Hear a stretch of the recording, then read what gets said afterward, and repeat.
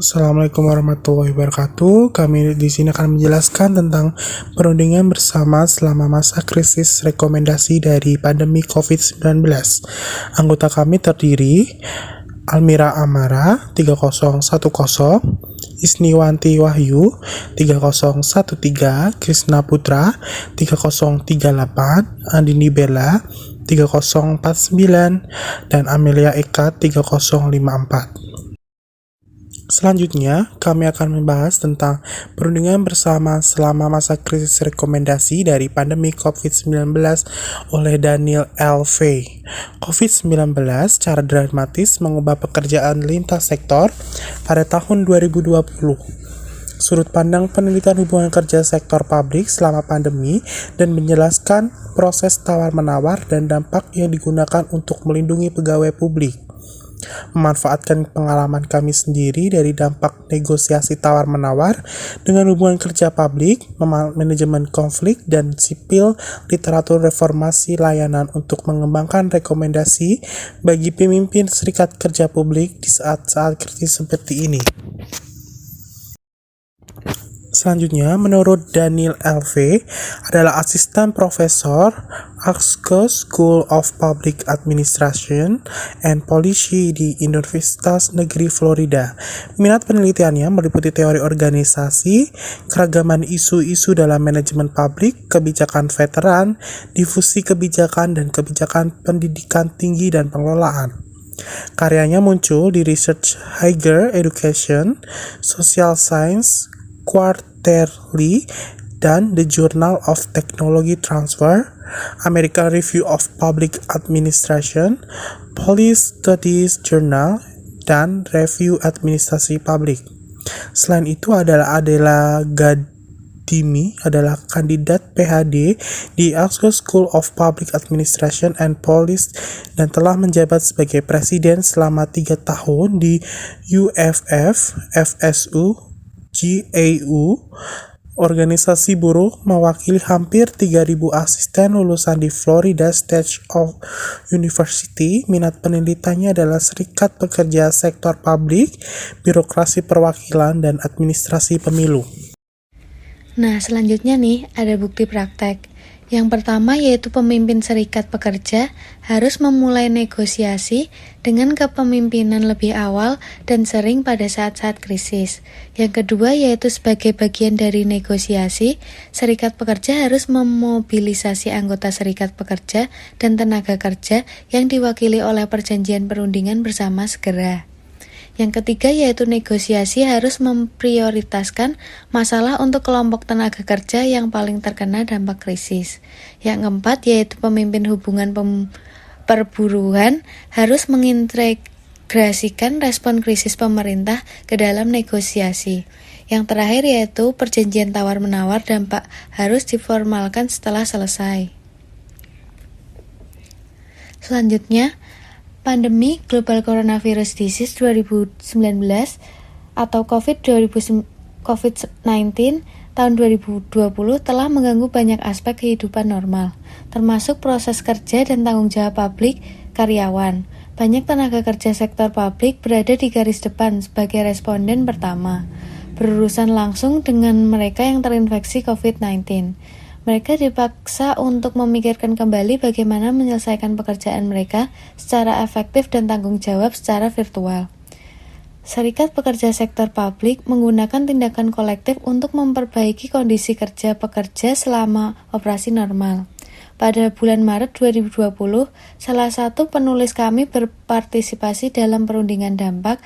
Serikat pekerja mengusulkan untuk memulai proses tawar-menawar dampak kepada pimpinan universitas pada bulan Maret 13, 2020 dan setelah negosiasi, universitas menerima nota kesepahaman atau MOU pada 10 April 2020.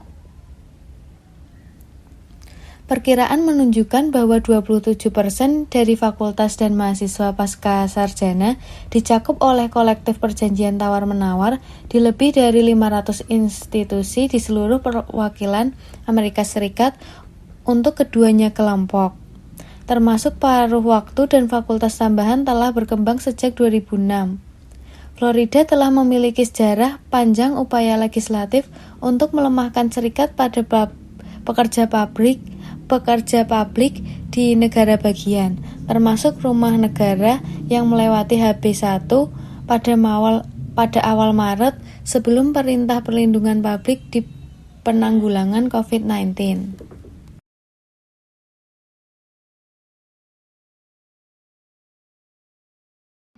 Pada saat ini, penulisan ini belum ada lagi tindakan untuk mengurangi serikat publik oleh pemerintah negara bagian.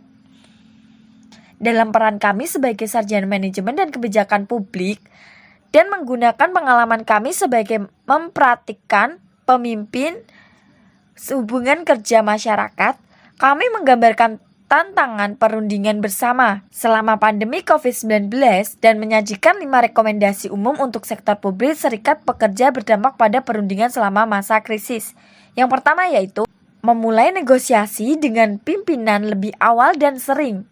Lalu yang kedua ada memobilisasi anggota serikat dan tenaga kerja yang diwakili oleh perundingan bersama persetujuan segera. Lalu yang ketiga, ada memprioritaskan masalah untuk kelompok tenaga kerja yang paling terkena dampak krisis. Lalu yang keempat, yaitu mengintegrasikan tanggapan krisis pemerintah ke dalam negosiasi. Dan yang terakhir yaitu memformalkan perundingan dampak perjanjian.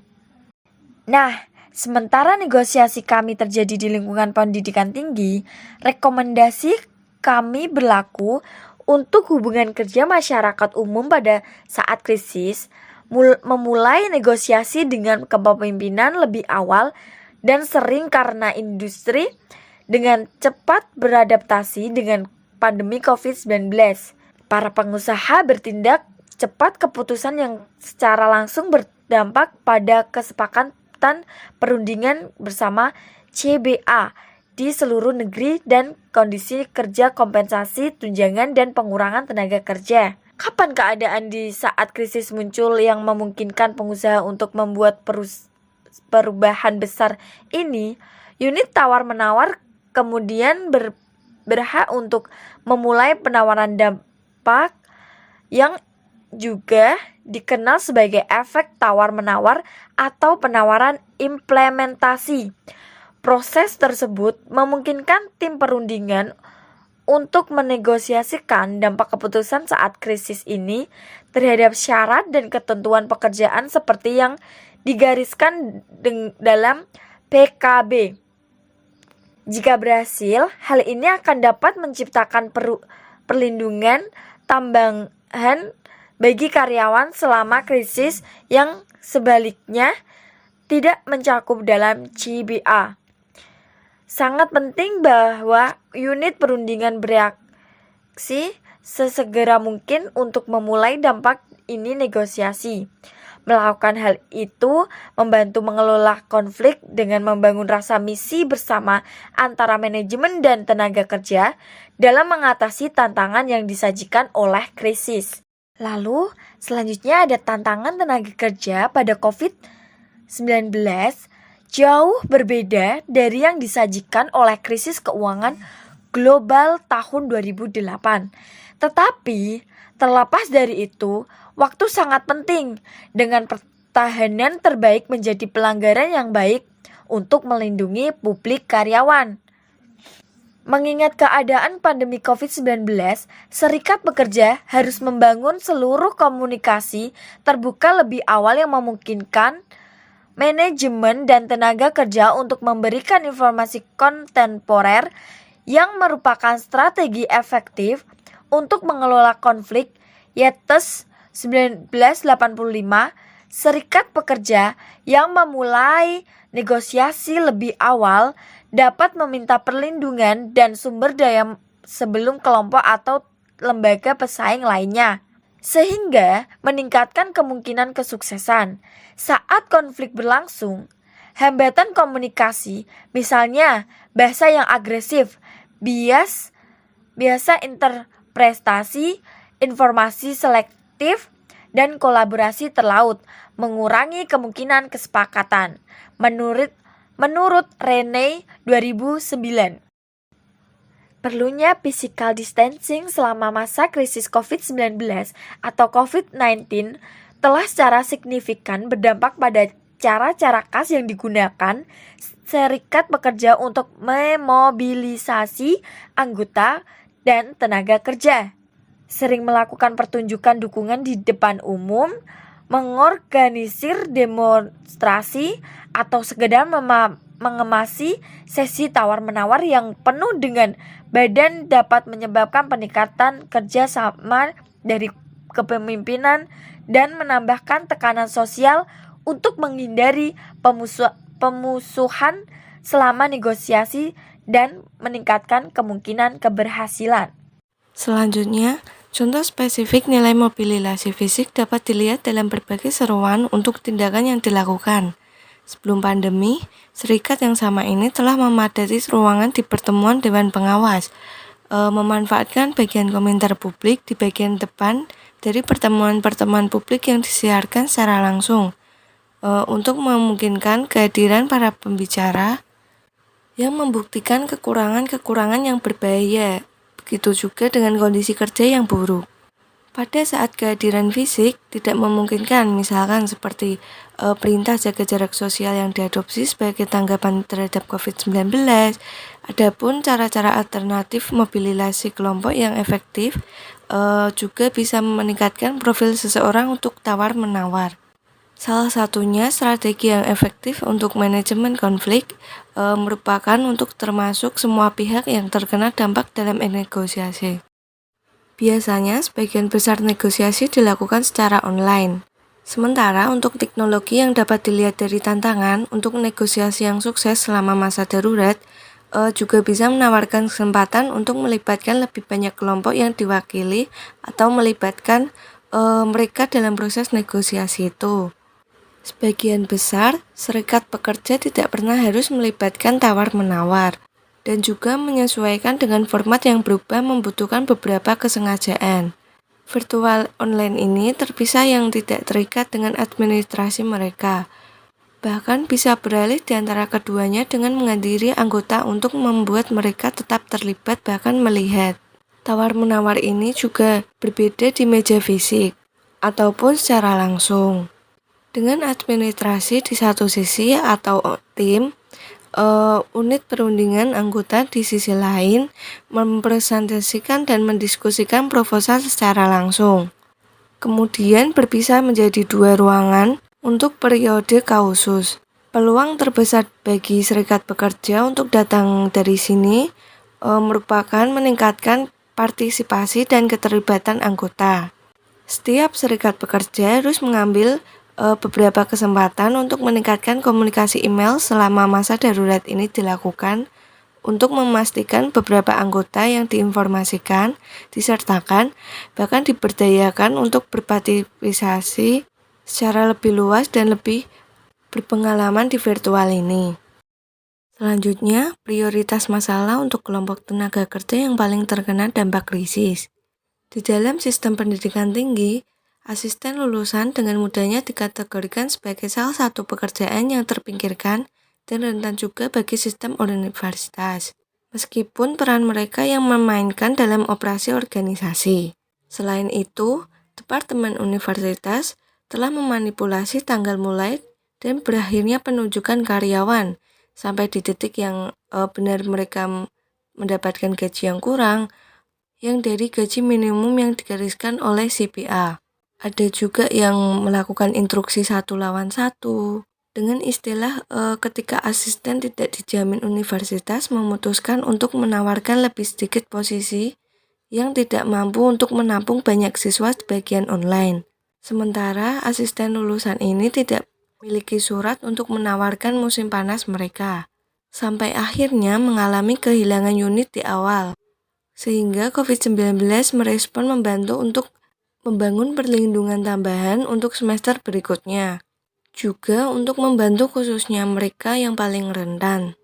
Cara ini untuk memperkuat kebutuhan yang mengadvokasi bagian dari MOU yang gagal keluar perlindungan pengangkatan kembali. Namun, Kelompok yang terpinggirkan juga ada dan diidentifikasi di sisi yang berlawanan dari spektrum. Asisten lulusan di bidang STEM biasanya dibayar dengan tarif tertinggi di dalam universitas, yang masih diharuskan selama masuk kerja dalam seminggu awal penutupan ketika hampir semua orang bekerja dari rumah. Staf pengajar penuh dengan waktu mereka sendiri untuk mengawasi bagian pekerjaan yang mereka tidak masuk lab, tetapi menganggap asisten lulusan sebagai karyawan yang penting, juga mengharuskan mereka untuk datang ke kampus secara langsung. Seringkali dalam kelompok yang lebih kecil untuk menyelesaikan lab riset. Hal ini menciptakan banyak kecemasan dan frustasi, dari mengurangi rasa takut kehabisan kebutuhan pokok, misalkan seperti APD atau alat pelindung diri. Sementara segelintir atasan lulusan yang sangat kecil masih diklarifikasikan sebagai penting, banyak jumlah yang lebih kecil, dan mereka juga memiliki perlindungan dan jaminan bahwa mereka akan menerima apa yang mereka butuhkan untuk menyelesaikan pekerjaan yang mereka dengan aman. Konteks contoh ini dapat ditransfer ke hampir semua lainnya dengan unit tawar-menawar. Unit tawar-menawar besar dengan jumlah pekerjaan yang sangat berbeda, yang terkait dengan kompensasi. Sebagian juga karyawan yang dianggap sebagai pekerja garis depan yang penting karena menghadapi risiko pribadi yang disignifikan. Adanya kekurangan pasokan yang memadai dan diperlukan menyebabkan perubahan yang tidak proporsional, bahkan kemampuan mereka sehari-hari untuk melakukan tugas pekerjaan mereka. Hal ini untuk memperkuat kebutuhan untuk mengevaluasi komprehensi tentang siapa yang paling terpengaruh dalam suatu unit, untuk memastikan cara-cara yang diperlukan mereka untuk mendukung dan melindungi secara jelas digambarkan dalam tawar-menawar dampak strategis. Selanjutnya, meresmikan perjanjian perundingan dampak. Pada akhir perundingan, serikat pekerja akan menyebarluaskan kontrak yang telah disepakati dan ditandatangani ke unit perundingan untuk ditinjau. Memberi pemberitahuan 2 minggu untuk meninjau kontrak baru dan diberikan tanggal dan lokasi di mana anggota yang membayar iuran dapat muncul secara langsung untuk menyerahkan surat suara rahasia. Ketika beberapa negara bagian mengizinkan ratifikasi online, sebuah kasus tahun 2008 di Florida menjadi presiden dan PERC Florida tidak mengizinkan ratifikasi online karena masalah yang terkait dengan hak asuh dan transparansi pemilih. Faktor yang pada saat itu mereka dianggap sulit untuk ditegakkan dalam format online. PERC Florida saat ini bekerja dengan serikat pekerja untuk menyetujui prosedur pengesahan secara virtual selama masa darurat COVID-19 ini.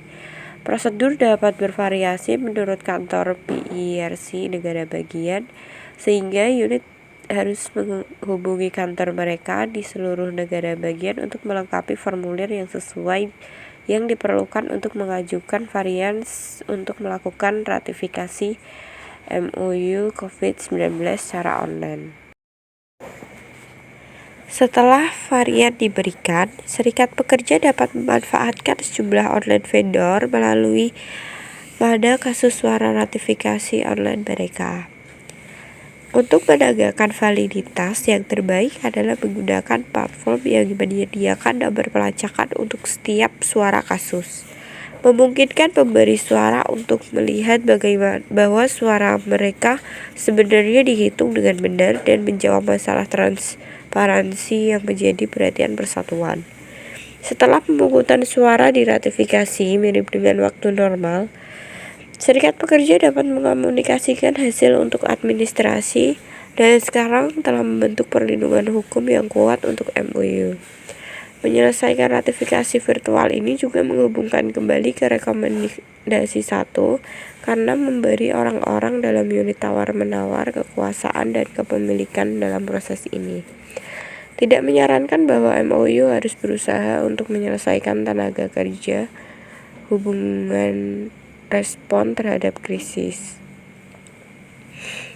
Tanggal akhir krisis mungkin tidak diketahui seperti kasus untuk COVID-19.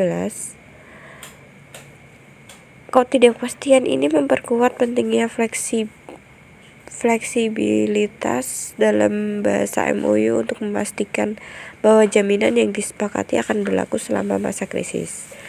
MOU bukanlah suatu yang harus terikat waktu pada tanggal tertentu, melainkan tetap berlaku selama karena operasi normal terganggu akibat krisis.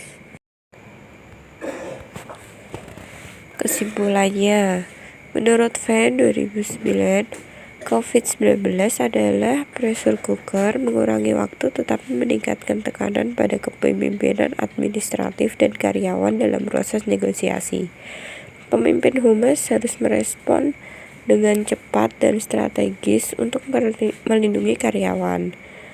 Perundingan dampak jarang terjadi, tetapi dapat secara dramatis mempengaruhi kehidupan pegawai publik untuk tahun setelah berakhirnya krisis. Mengidentifikasi strategis untuk meningkatkan negosiasi yang berhasil selama masa krisis. COVID-19 bagi para pemimpin serikat pekerja untuk mengidentifikasi bagaimana krisis akan mempengaruhi pekerja publik dan bernegosiasi sesuai. Di masa yang tidak pasti ini, tawar-menawar dampak harus menjadi dinamis proses komunikasi antara pemimpin publik dan serikat pekerja sektor publik. Sekian dari kelompok kami, bila ada salah kata mohon dimaafkan. Assalamualaikum warahmatullahi wabarakatuh.